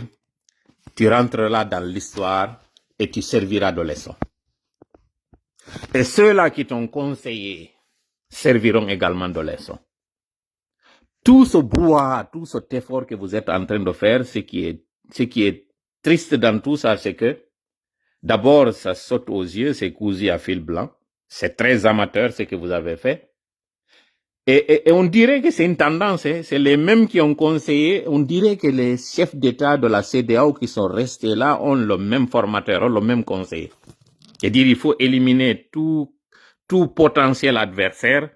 pour s'assurer d'aller tranquillement dans une compétition. C'est comme la course entre la tortue et le lapin. On s'assure que oui, on a un adversaire qui ne peut rien faire pour pouvoir gagner la course. Mais tout le monde connaît que dans cette histoire, c'est la tortue qui finit par gagner. Tout le monde sait, malheureusement, c'est une fable, mais tout le monde connaît la fin de la fable. Malgré ça, c'est cette stratégie que vous employez. Vous vous assurez d'avoir des tortues qui ne pourront rien faire pour cette course, et vous vous engagez. Dommage que le coup au niveau de la Côte d'Ivoire ait pu réussir pour que vous pensiez que la même chose puisse aller. Mais ce n'est que de manière différée. Ce qui se prépare d'après nos informations du côté de la Côte d'Ivoire, ça ne sent pas bien. Ça ne sent vraiment pas du tout bien. Et curieusement, ça s'est passé du côté de la Guinée-Bissau. Mais là, nous avons vu comment ça s'est terminé. Et donc, vous ne prenez que les mauvais exemples là où ça vous a semblé marcher pour pouvoir forcer la situation. Sinon, vous avez vu, Umaru Ambalo, voyant très bien la situation du terrain, a préféré se sauver. Et il a sauvé le pays en même temps. Au moins, un sursis sur la crise. Mamadi, tu devais toi aussi apprendre de là. Malheureusement, ni vos conseillers français, ce bureau de communication et de stratégie, ni ce lobby, personne n'est en train de voir et de vous dire, les gars, nous sommes en train d'aller vers un terrain qui n'est pas du tout, c'est une voie sans issue. Mettons stop, arrêtons. Malheureusement, personne. Vous attendez qu'il y ait le chaos pour finalement vous taper la tête et vous dire, mince, mais comment on n'a pas pu voir ça? Mi artay poulal. Mamadi bebe on yadde do ben fap. Et mon mari de mabbe deal. Si on réussit ici qu'on fait là, con l'opposition, comme autant de padres, comme ça a été autant de Lansana Conté, comme ça a été autant de tout le monde, Gibi Sékou Touré, opposition makko nun ko fulbe ben nun ko futa, ko dun do créa wada. Portobe wonbe wadde dun do ben ko non be créiri pour long ko ya wonu toujours en ka opposition, oppose da don en gebeda ka sengo ka jawle utiliser da heba mbudi ndejja dun don. Tuma memmine wo bada semblant in opposition no wodi réel mais en réalité c'est figurant. Ko konte tu wawe arde bonnita dun do décide hey futa on opposé ko opposé donc on faut bi mi ara contre modon accide la lamu ko wadon commerce modon c'est le seul odo tout Tankonate et Dadis ça a été la même chose ko contre pour l'on wonano ko contre futa on wonano et non ko kirdi non dun do fo be do fo kanyum kadi ko entre on mo tawata bengo mon ko yoddo futa ko entre on mo tawata ministre be makko be woni gollitirde be si futa tawaka e dun do ma fe do welata si a junjali junjuran iwruɗo fuuta on ma fe welata few ko ma fuuta tawe nder muɗum kono tuma ngomo fuuta ɗo wata faamude si a tawaka e mafe on welata si a arali haaju ngara na haaju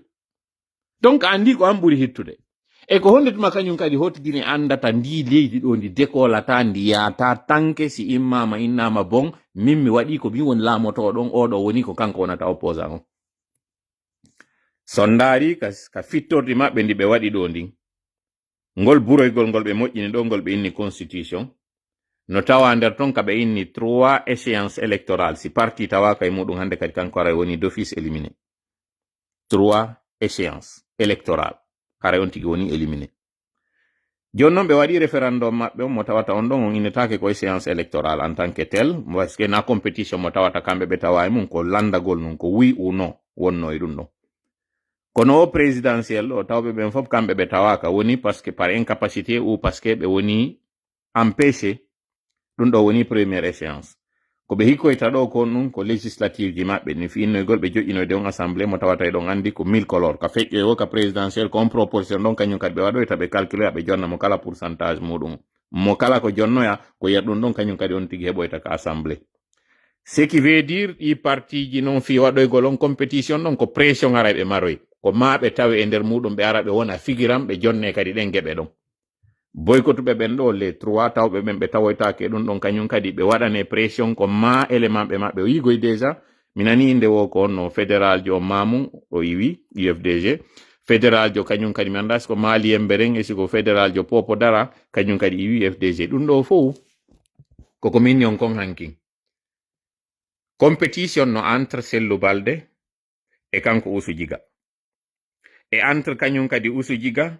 e Bawuri e entre ɓeɗo fof kañum kadi Alaji Ba Ousmane parce que so ndaari ɓeɗo kala eno représenté goɗɗum e nder préfecture ji ɗin Ba Ousmane ko Pita Alaji Ba Ousmane bien sûr Sellou Balde ko Labe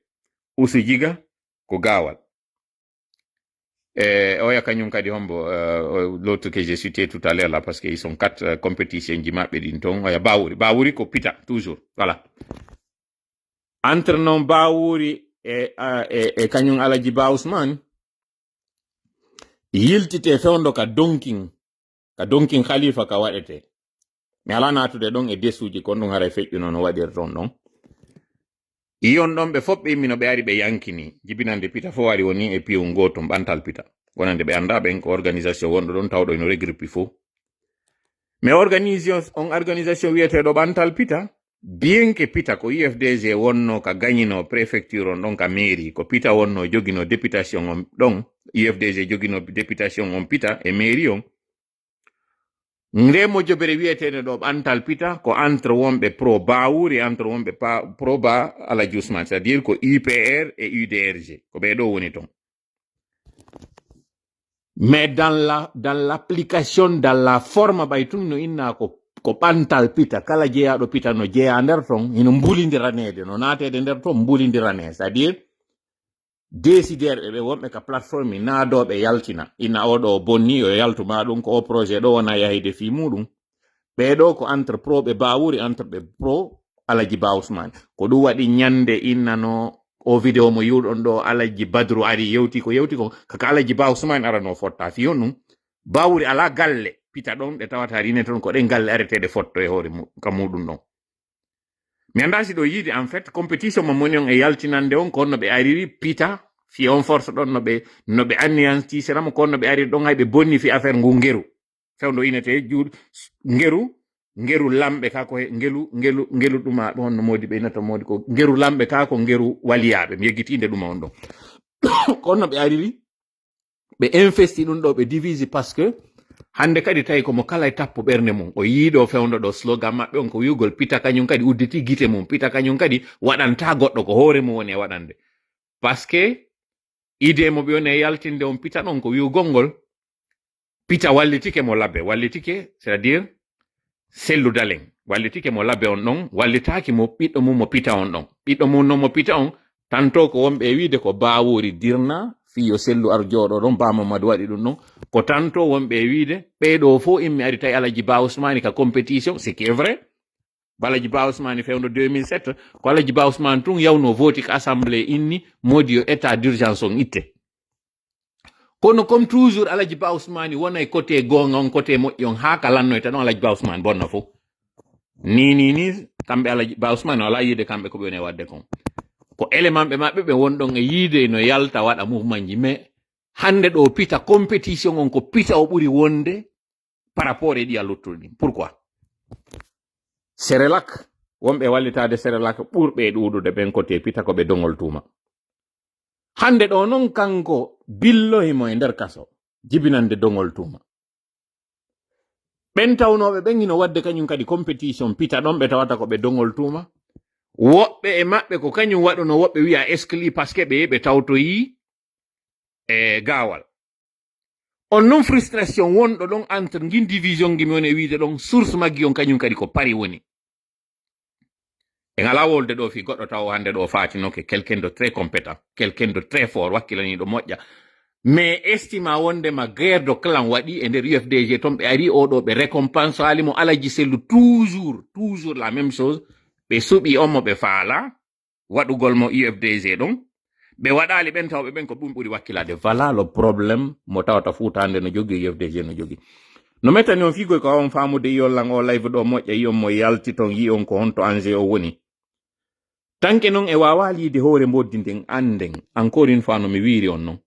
Yero Balde j'insiste ko gollitiraɗo mo CNRD gollitirɗo yora rien qui va sortir de cette élection waɗama e koye yimɓeɓe wondema ko compétition mo tawata ko entre Haute Guinée e Moyen Guinée Mamadi écarti kala ɓen ɓe Haute Guinée tawoɓe ko yinete comme maninka muri tawo won ko maninkajo tawɗo ko lasirijo mo tawata maninka yutira e ɓawo mum o récupéri cadre ɓe wonɓe RPG tawoɓe ɓen ils peuvent faire le poids o gollitiri ɓe hande ɗo fiyo taw deƴƴa e fes Haute Guinée o wawa wadde ko faala ko alors que non mo andi o récupérali base on o waɗo sifa ko ɓe woni e wadde kon fuuta ɗo no wonɗo yirde ɗo Sello Balde no yimma de ya e tereji ɗi tawata ɓe woka e moye muɗum o yimma o ya e nokkureji amphithéâtre ji ɗi tawata ko ɗi complètement vide ko non woniri kañum kadi Mamadi ɗo Haute Guinée o yi vidéo ji ka sukaɓe kanka woni e ƴettude vidéo ji ɗi tisodde ji ɗin bugitoɗi ka nder cour to wiya faalaka contrairement e Fouta cadre ɓe Haute Guinée ɓen commerçant ɓe Haute Guinée ɓen jaɓali finance gol ɓe ko wonɓe ɓen ka nder administration wano mori en heɓuɓe mbuuɗi nder ton ko ɓeɗo woni yaade finance ya campagne ji ɗin sengo Haute Guinée ton il y a personne opérateur économique joy goto jaɓali wallita gol ɓe parce que ɓurɓe ɓen wonɓe ɓen Haute Guinée ton ko tawɓe no andi ko padre walli ɓe ko hayno famille kabaɓe ɓen wallitino ɓen fiyo o kudeta ɗo waɗo wano guitere ma wano hombo kañum kadi de mi anditi wontirnoɓe ko hay ɓeɗo ɓe tawi ɓe wata wallitade mo sengo Haute Guinée ton pourquoi parce que ɓe reeni fi affaire ɗi minji ɗo c'est impossible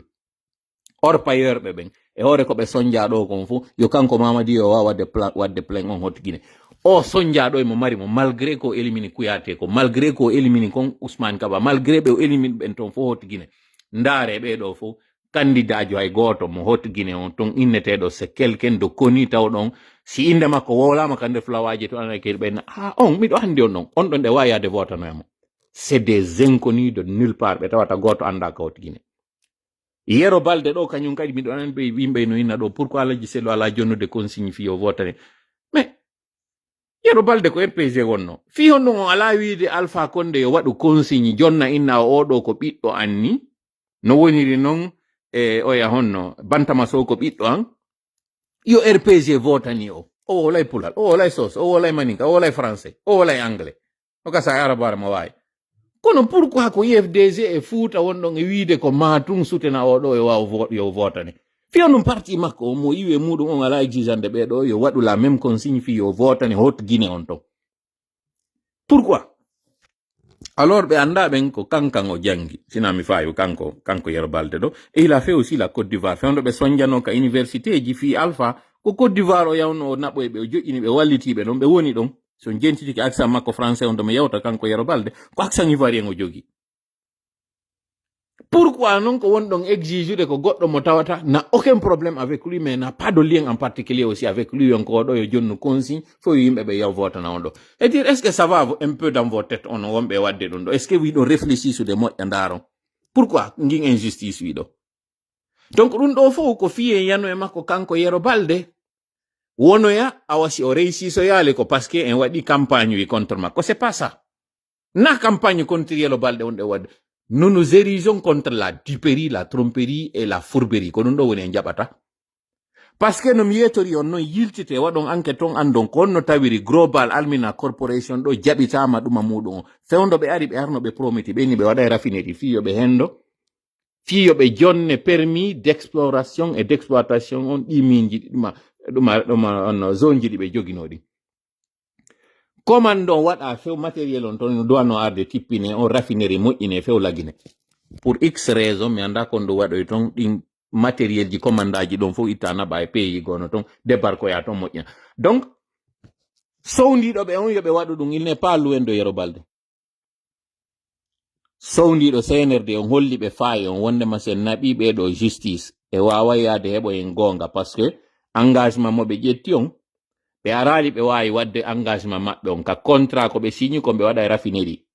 on mo ɓe famotiri e ɗum ɗon on o woɗɗodira Yero Balde ko de manière polie et diplomatique mon e yewtirde sowndiɗo on CNRD jonni ɓe pistiji ɗin conseille ɓe o woɗɗodira e Yero Balde noon andi ko mon e wolde ɗo ko fimo si tawi noon insistoyama nous pouvons venir avec plus de preuves si insistama nous pouvons venir avec plus de preuves mi yetika on ka gangunal ɗo mi yarata mi wowla ɗo ni tum pour le simple plaisir de parler hay kat je ɗe kanko Yero Balde ɗe o addi lagine ɗon avant même yo inne hewtama o échéance ɗo kaw gollitiri sous préfecture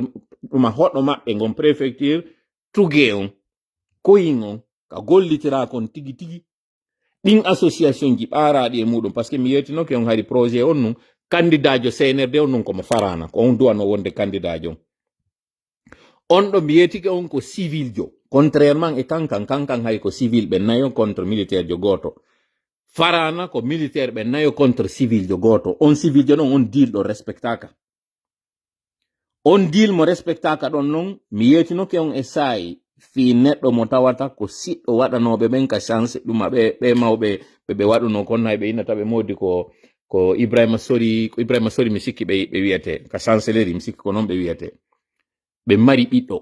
ɓiɓɓe ɗiɗo d'ailleurs na hay ɓiɗɗo goto ɓe mari goɗɗo e ɓiɗɗo maɓɓe toon tawɗo enfin mi alana do ɗin détail ji ɗon mi jonni on tun do quelques indices des informations que nous avons par rapport e konko mi faala on hollude ɗo ɓen noon mawɓe nomanoɓe ka chancellerie ɗon d'ordre de mérite ko ɓen woni première nomination mo CNRD waɗi ado d'ailleurs ɓe nomude e premier ministre yiltete ka archive du 2021 première mesure mo tawata d'ailleurs ko ɗimɓe trompiri en famingol wondema ɓe ari fittugol gonɗi fuutankeɓɓen mo ɓe ati nomude on ko Yetto Diallojo mawɓe ko Ibrahima Sori Diallo mi sikki ɓe wiyete ɓe mawɓe nomaɓe ɗon ka chancellerie ɓe mari ɓiɓɓe goɗɗo e ɓiɗɗo maɓɓe on ko Maroc jangi pour vous dire pismo moni on e naɓude mon mais na hande mon arde mi desirago e ɗum a wingi na hande mi aru tun parce que déjà live on o heɓi 1h31 minutes ko ɗo mi woni e darade je me résume ono wonɓe immade ɗo inna Yero fait drain des foules il pourrait faire il ne fera rien absolument rien ko deal mo tawata e mo andi ko on deal ɗon kañum kadi o permettano moyennan collaboration makko on fi jonnugol ɓe certaines informations ɗin information ji ɗon no tawano e majji fi ko honno ɓe wawiri gérirde leydi ndin ça c'est le moins qu'on puisse dire no leydi ndin no ndi gérirte kanko Yero Balde il a fait sa partition il a fait sa contribution dans un premier temps c'était noble c'était un fop e waɗi min o mon ɗo yiide ɗo mi contribue e conseil gol CNRD je l'ai fait et je le dis ici hiɗo andi nun kañum kadi kala kadi no anduno ɓen sortie ji an ɗin nun en 2021 fof no andi hari que j'étais l'un des conseils hiɗo andi ɗum ɗon je le dis aujourd'hui fiyo fof andu ko moni yaltude mo wola ɗo kon c'est à la fois un mea culpa mais réglugol nun kañum kadi haray ko tawata kon gaynale lawade te ɗo wawi moƴƴinde lien kala mari duɗo e CNRD lien haka mi jooɗi ɗo min tolam ɗo wawi yetade kaari a un lien direct ou indirect avec eux et comme je vous ai dit au début ko arno waɗugol ngol c'était de manière noble c'était de manière sincère walluɗo ɓe on ɓe heɓi accès à certaines informations no leydi ndi wawi gérirede kono noon ɓe duwa atade wadde kanko Yero Balde no tawa e muɗum résidence ay bureau makko mo jogi on ni résidence ji kama en ji waɗaɗi no bureau mo kanko o jogi bureau mo Nayti jogi bureau mo oya ko honno ko Damantan Albert ɗi ɓiɗo fof ɗiɓe jogi résidence ji ɗiɓe jonna toon ɗiɓe arata e muɗum ɓe waɗa expertise maɓɓe on ɓe yewta ɓe waɗa document ji ɓe waɗa projet ji ɓe soumettana ɗi CNRD ɗiɗo fof kañum kadi au moment venu en adda e photo ji muɗum ɗin hollen inne po résidence ɗo yiyon noon kañum kadi lien on preuve on goɗɗi go hay e haray ka résidence no winda inde woɓɓe maɓɓe ko mon e wolde ɗo kon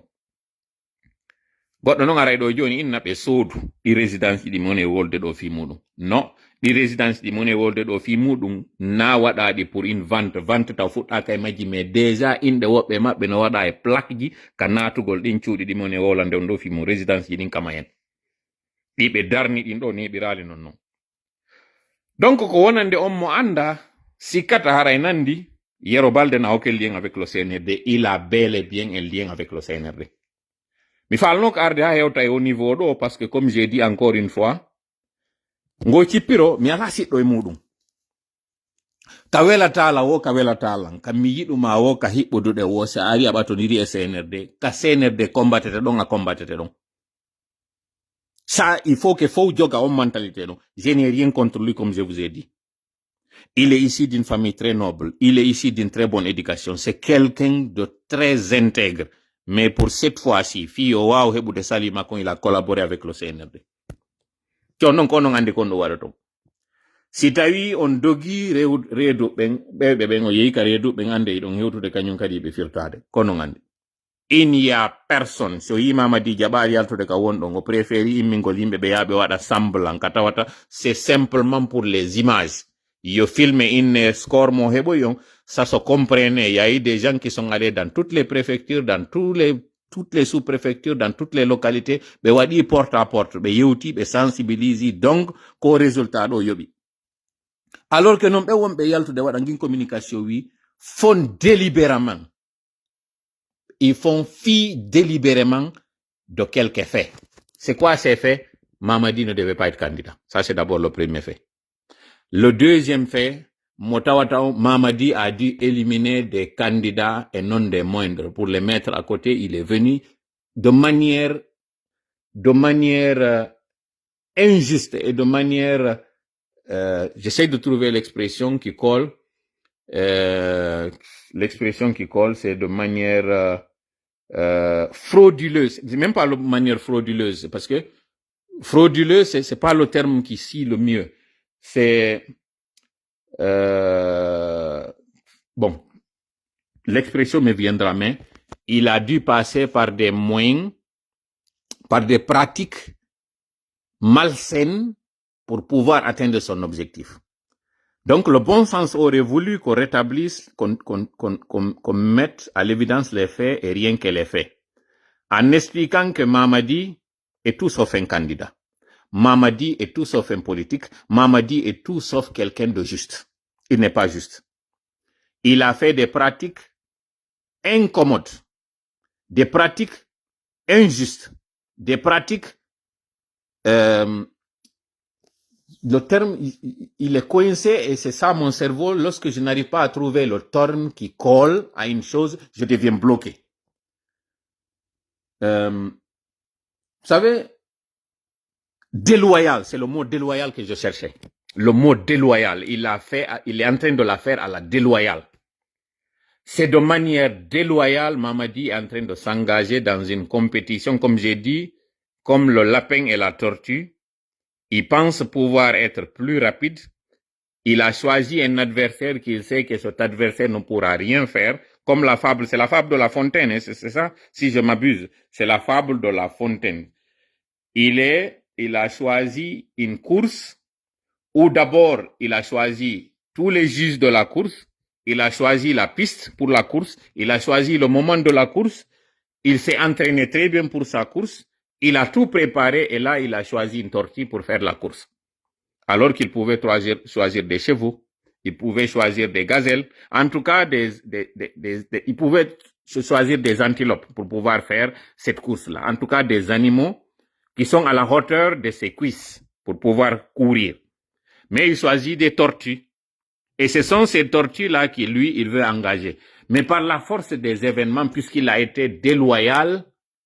la nature fera que c'est cette tortue-là qui va gagner sur lui. Le peuple de Guinée, à l'image de cette tortue, qui est allée lentement mais sûrement, elle gagnera sur toi, Mamadi. Comme dans la fable, c'est le peuple qui gagnera sur toi. C'est ça. Donc,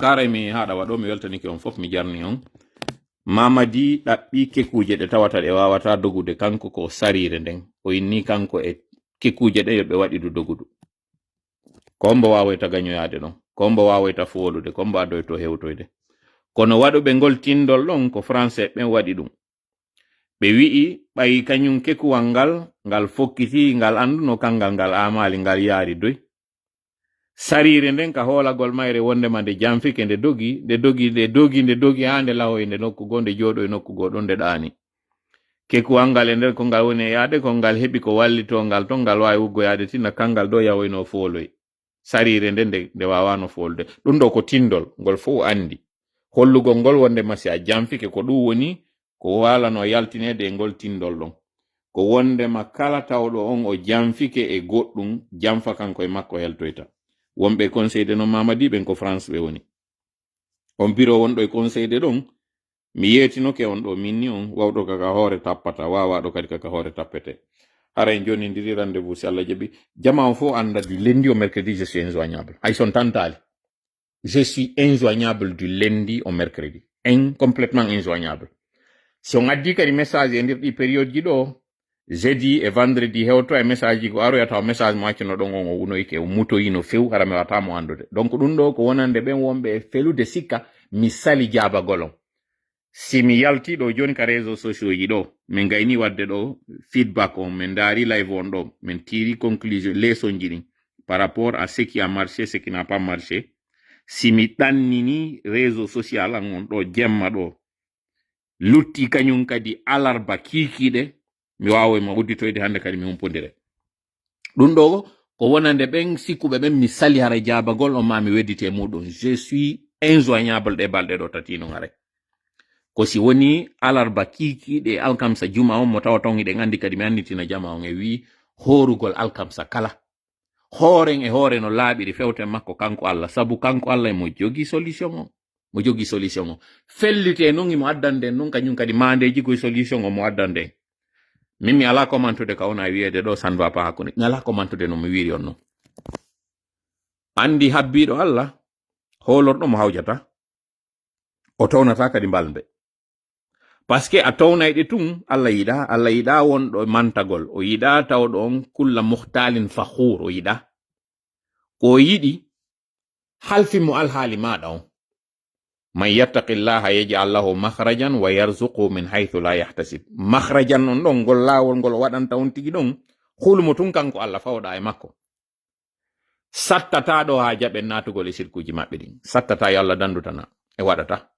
sattata ɗo non kadi ha yewtoɗen e makko kanko Allah ƴetten halfinen goɗɗum goɗɗo go ko soñji en haɓɓitike e waɗay ko Allah watta kon en haɓɓitike e waɗen kadi ko watten ko Allah ko wi ko e waɗu enen ko watten ko l'effort est humain mais la réussite elle est divine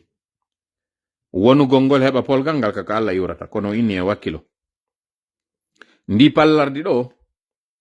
ndi jogaki moto ndi jogaki oto ndi jogaki avion kono sa liɓindi ka leydi yanugol mayri e pallitugol ngol accete embrayage on débreya doga ɗum ɗon ina wawi wan ɗon jokkodiri sa waɗindi kadi ka maadi takkagol mayri ka maadi e fappitugol ngol kañum kadi ha ƴawya hewtoya ka dow ma ka leggal ha hewtoya ka dow ɗum ɗon kayri ndi waɗay kono haɗata ndiɗo pallardi wonde a yehendi ka dow ndi uno ko ndi wawi dogude ɗo kon fof goɗɗo en wawi hewtade ndi tappandi kono ko ndi inna si ndi memi tun kadi tippata to yo ndi wakkilo ndi doga yo ndi dogu an kadi neɗɗon ko ɗum ɗo wiyaɗa wakkilo waɗu ko wawɗa kon ko lutti kon accir Allah tori kala woni ballo meɗen allahumma amin hawrinde en sawaba allahumma amin allahumma salli ala sayyidina muhammad wa sallim assalamu aleykum wa rahmatullahi wa barakatuh